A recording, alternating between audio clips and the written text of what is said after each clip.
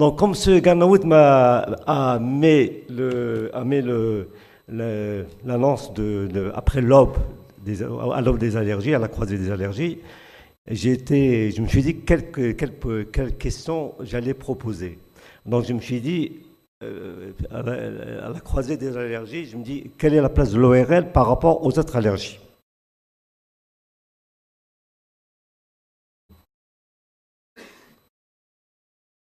Comment ça avance? Voilà. Donc, pour reprendre le terme sémantique du terme, ce n'est pas qu'on est allergique, l'ORL n'est pas allergique aux autres spécialités. Donc, bien au contraire, nous avons, comme a précisé M. Zmerli, il y a 17 spécialités qui ont des allergies et qui sont concernées par l'allergie. Et nous avons donc, on va parler de certaines spécialités qui sont un petit peu pratiquement en commun avec l'ORL. Et on devrait, et là vous voyez que j'ai pas mis les 17 spécialités, j'en ai mis que 2, 4, 6 spécialités parce que le ring ne va pas suivre. Donc ça va être un ring intellectuel contre l'allergie. Alors, nous avons un point commun au cours de cette conférence. On va essayer de parler entre nous l'aspect clinique et pathogénique. Nous restons, nous, ORL, beaucoup plus cliniciens et bien sûr chirurgiens. Et on va essayer de voir qu'est-ce qu'on peut trouver comme point d'union avec les autres spécialités. Point de vue diagnostique, il se pourrait que une spécialité donnée a besoin d'une autre spécialité pour éclairer un diagnostic, réajuster une thérapeutique, et parfois c'est le pronostic qui est mis en jeu, comme a été démontré tout à l'heure. Donc le gold standard, pour faire honneur au pneumologue, et dommage que la vidéo de professeur Ouheb n'ait pas passé, il aurait montré que le nez, la respiration des poumons commence par le nez. Donc c'est tout à fait normal que je donne à la pneumologie le gold standard où l'ORL est le plus souvent incriminé. Et bien sûr, les pneumologues nous sollicitent surtout, au-delà de parler de l'hyperréactivité bronchique, c'est surtout dans le mauvais contrôle d'un asthme. Et souvent, on va le voir, on sait que depuis très longtemps que la rhinite allergique a été un facteur de déstabilisation de l'asthme, mais qui a été montré par la communication précédente, la rhinite allergique, et j'ai mis autre, parce qu'il y a d'autres rhinites allergiques, et c'est une rhinite qui touche une population adulte et pédiatrique jeune, active. Et mes prédécesseurs ont insisté sur l'altération de la qualité de vie. Ce sont des populations qui sont toujours en activité. Donc ça altère énormément leur qualité de vie. Mais on a découvert après... Non, pardon. Pour revenir en avant. Celle-là. Voilà, non, celle-là, oui. Très bien. Et c'est pour ça que je ne suis pas président. C'est toute une question de manipulation. Donc vous voyez sur le docteur Ouheb, professeur Ouheb, a présenté un iceberg pour dire que la sensibilisation des dents, mais moi l'iceberg c'est l'asthme qui est par en dessous. C'est que les ORL ont toujours tendance à avoir le nez, mais il faut voir ce qui reste en bas. Et les pneumologues doivent être équipés d'un périscope, ne pas rester en bas, il faudra qu'il aille monter un petit peu pour voir le nez. Et il y en a qui disent que le nez peut être une fenêtre pour le poumon, et il y en a même qui disent que le nez, c'est les voies aériennes, c'est le poumon supérieur.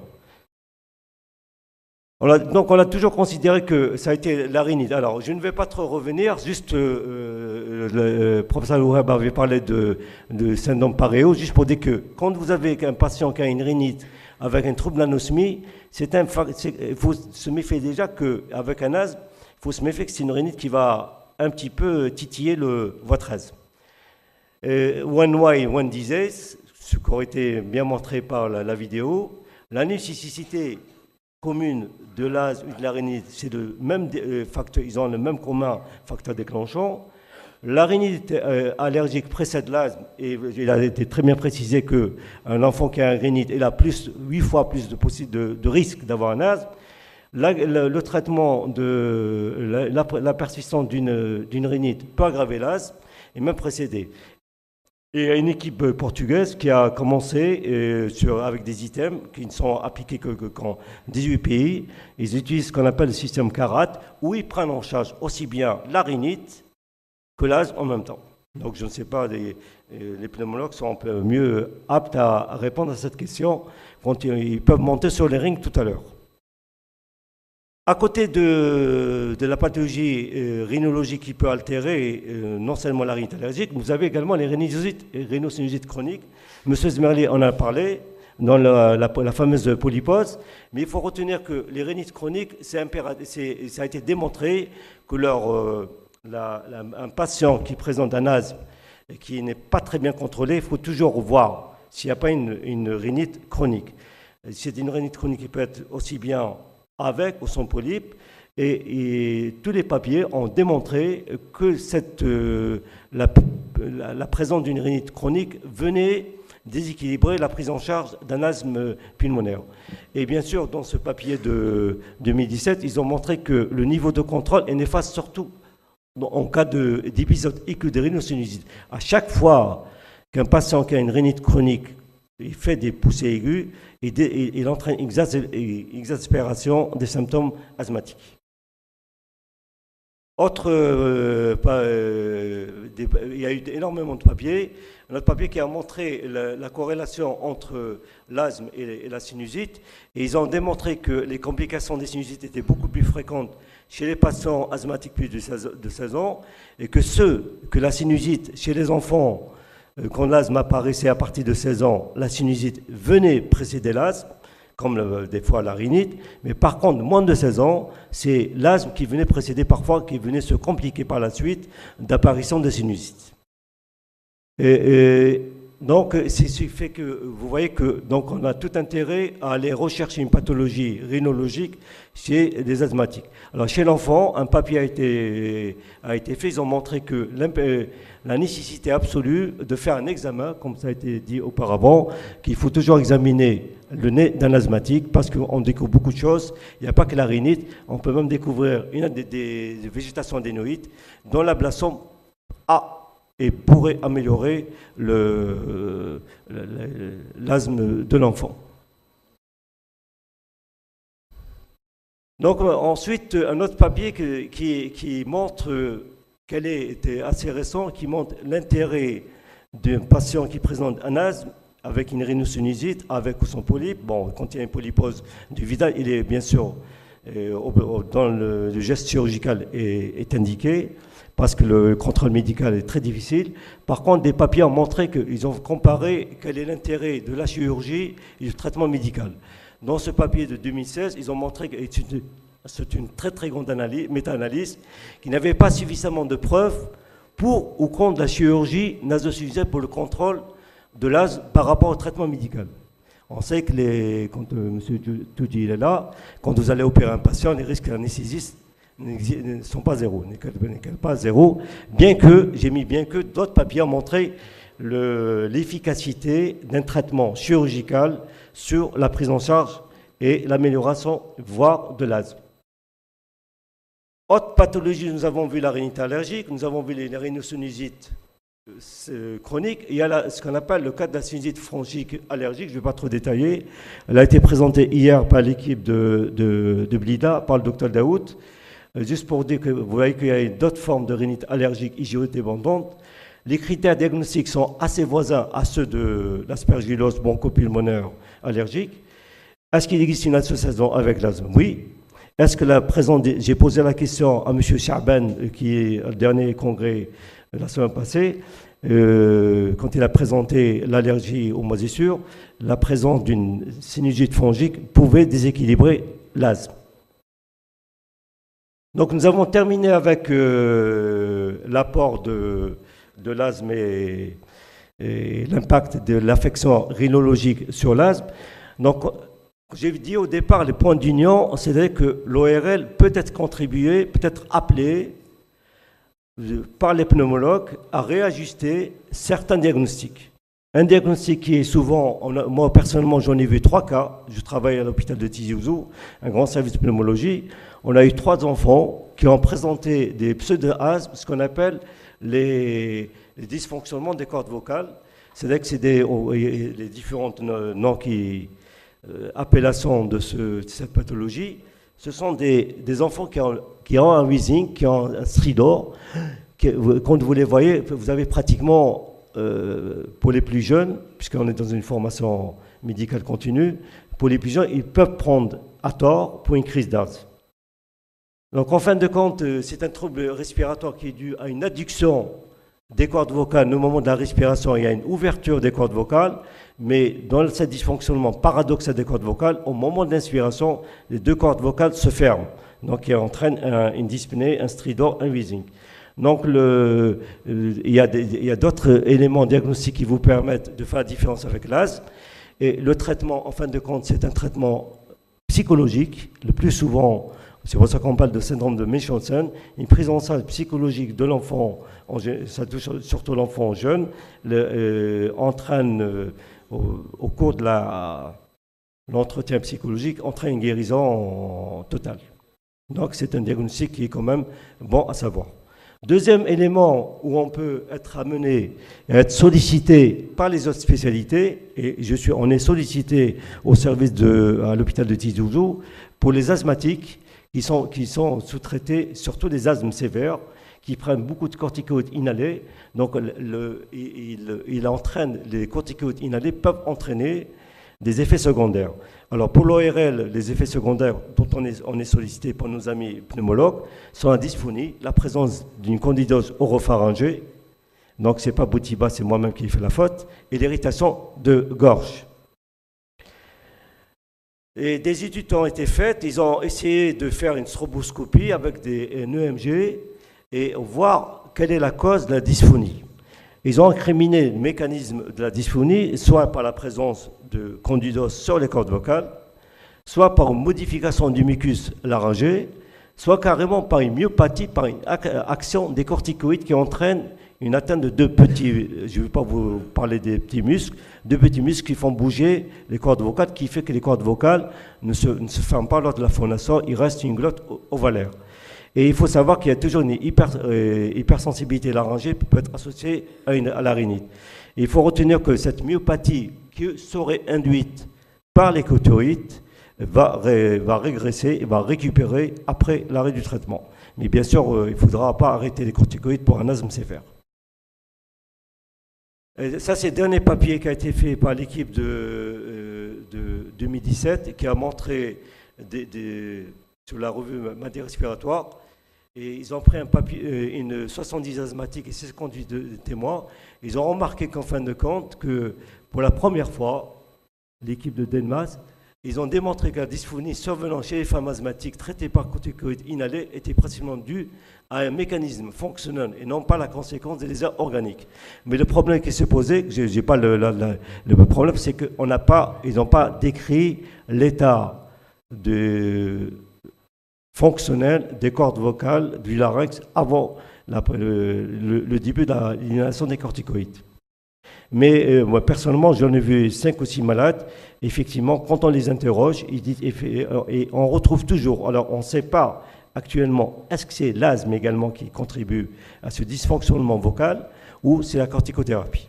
Peut-être qu'il faudra faire un travail prospectif pour avoir nos propres résultats, parce que chaque fois, on demande des résultats, on publie les résultats des autres.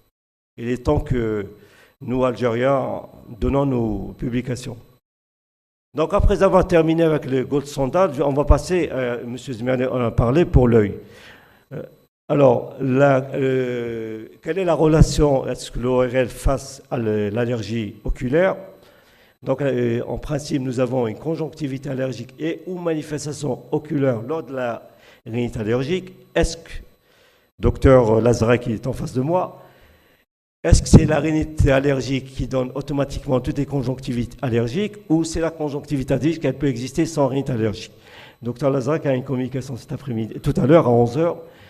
Et on va voir surtout, ce qu'il faut retenir, c'est la rhinite allergique, mes prédécesseurs, on en a parlé, il n'y a pas que le prurite, il n'y a pas que l'anosmie, il n'y a pas que le nez qui coule, il n'y a pas que le nez qui est rouge.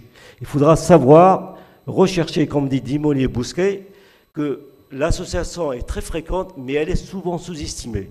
C'est-à-dire que nous, ORL, quand on traite une rhinite allergique, et j'en connais, et souvent on l'a fait, on néglige ce symptôme. D'autant plus que la conjonctivite allergique à la langue peut, d'après Dr Lazrak, arriver à la cécité. D'où votre question hier pour la CNAS.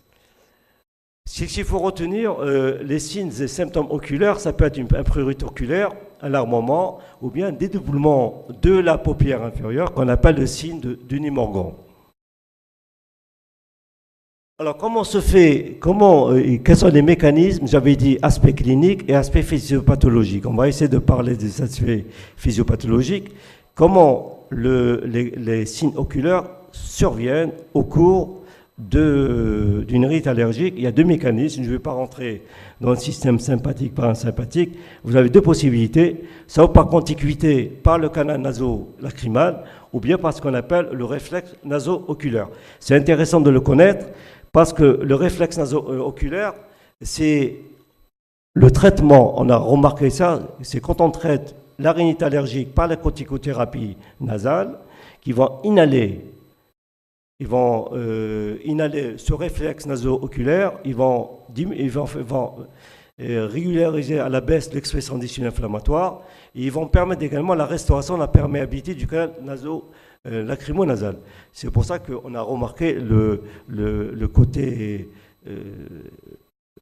l'efficacité de la corticothérapie sur les signes oculaires. C'est par l'abolition, voire l'inhalation de ce réflexe, et lever l'inflammation des cellules. On peut peut-être dans le débat, il y a certains auteurs qui auraient incriminé la corticothérapie nasale dans l'apparition de certains glaucomes. On aura la présence de Dr Lazara qui est dans la salle, qui peut nous apporter et monter sur le ring. Vous allez présenter, Dr Lazara, tout à l'heure, la kératoconjonctivite et un papier de 2009 qui montre que la rhinite allergique pourrait être, et vous avez fait sur la revue d'allergologie, vous avez fait un papier, et vous avez même décrit le signe de Hertog, qui est qu'on peut retrouver facilement, c'est la raréfication des sourcils externes, qui peut être également un signe d'hypothyroïdie. Nous avons terminé avec l'ophtalmo. Nous passons en dermatologie. Monsieur Zmerli, on en a parlé tout à l'heure. Vous avez parlé de 5 minutes. Il y aura 5 minutes, je pense. Je suis dans les temps. Donc, j'ai demandé avis à un éminent dermatologue à Tizi Ouzou. Merci, M. Zmerli. C'est pour ça que j'ai dit, je savais que vous allez le dire. Donc, le dermatologue, c'est la seule, il traite toutes les maladies de la peau. Mais le seul problème, c'est qu'il n'arrive pas, la seule peau qu'il ne peut pas examiner, c'est la peau qui est à l'intérieur de l'oreille. Donc, je ne vais pas reprendre ce qu'avait dit M. Zmerli, mais c'est surtout dire que parfois, ils nous sollicitent pour voir, ils traitent un patient, ils n'arrivent pas. Est-ce qu'il n'y a pas une pathologie de l'oreille moyenne, de l'oreille externe qui entretient cette eczématisation, voire une transformation en un pédicule? Et nous, parfois, on traite un eczéma, on dit que c'est un eczéma, et en fin de compte, ce n'est pas un eczéma. Et le professeur Webb avait parlé de l'allergie de Zmerli. Là, c'est un papier, c'est une photo, juste pour montrer, maintenant, il y a l'eczéma dû au portable. Image de gauche. De droite, pardon. Nous avons terminé pour la peau, nous passons à l'allergie alimentaire. Alors l'allergie alimentaire, dans quelques années, on aura ce qu'on appelle l'allergie alimentaire aux insectes. Avec l'apparition de l'endomophagie, on est obligé probablement, il y a certains papiers qui ont commencé à parler de l'allergie aux insectes. Donc je vous ai mis la photo la moins répugnante. Donc alors, la stomatite, M. Zmerli a parlé de la stomatite allergique. Et nous, ORL, on est concernés par ce qu'on appelle l'oral allergy syndrome, qu'on appelle également communiquement le syndrome de l'ESOF. Le syndrome de l'ESOF, il se manifeste au bout de, ma fille a eu le même problème, elle n'est pas très loin d'ici, à Stawali, en 2000, elle mangeait une pizza au thon, elle a commencé à avoir les lèvres enflées au bout de 15 minutes. Heureusement que... donc 15 minutes, nous sommes ORL, donc on est concerné, on peut avoir une irritation orale, et M. Zimmermann en a parlé, je peux passer. Là, une autre, ça c'est surtout la dermatologie pédiatrique. Si je vous montre cet enfant qui a une symptomatologie, une rougeur au niveau de la région parotidienne, lors de l'ingestion ou lors de mastication d'aliments allergisants, vous allez penser à une allergie alimentaire. Le diagnostic, c'est allergie alimentaire. En fin de compte, ce n'est pas une allergie alimentaire. Donc, j'ai dit au départ, notre point d'union, c'est réajuster certains diagnostics. Donc, on a été sollicité parfois. En fin de compte, ce n'est pas une allergie alimentaire, ce qu'on appelle le syndrome des flèches gustatives. C'est l'équivalent du syndrome de Frey pour nos ORL, qu'on appelle également syndrome du nerf auriculo-temporal. Alors, pour faire ce diagnostic, il faudra, voilà les critères diagnostiques du syndrome des flèches gustatives unilatérales. Et c'est une atteinte. Alors, vous voyez, cet enfant, c'est un enfant qui est né par forceps, donc il y a eu un traumatisme du nerf auriculo-temporal.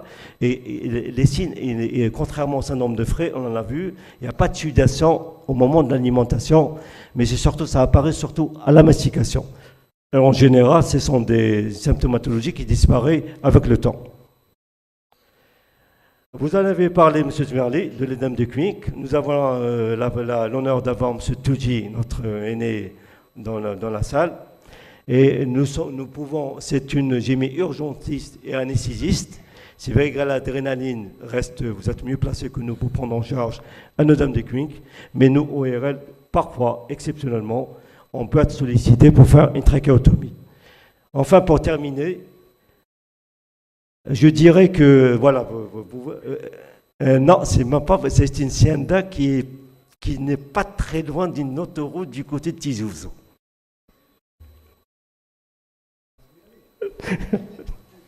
Alors, je dirais, si, avec l'asthme et la rhinite, ça peut être une même histologie, si la rhinite ou la dermatite atopique ou une autre pathologie, c'est la même pathologie, mais il faut retenir, ça reste toujours le même patient. Donc on voit dans la pratique, le malade il est soigné pour l'asthme chez quelqu'un, la rhinite chez l'autre, et l'eczéma chez un autre dermato. Je dirais, c'est moi qui l'ai dit, one disease, one patient. Merci de votre aimable attention.